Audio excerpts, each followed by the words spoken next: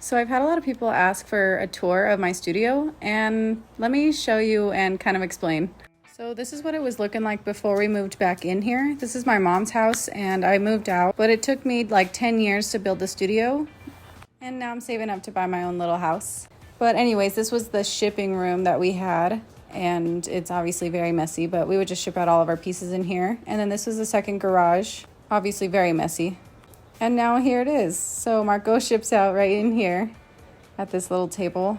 And then we have our fresh pieces that are available. And then our pug meal, computer, and kiln. And then I have some pieces that just came out of the kiln that I need to put as a drop. Drop coming August 5th. And then here is our other little studio. I call this one the rock clay studio, and then the other one the painting studio.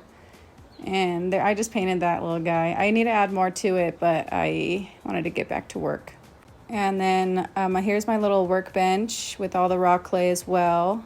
And I just put up some new shelves, so I get to put in a bunch of new clay in there. And then here's me.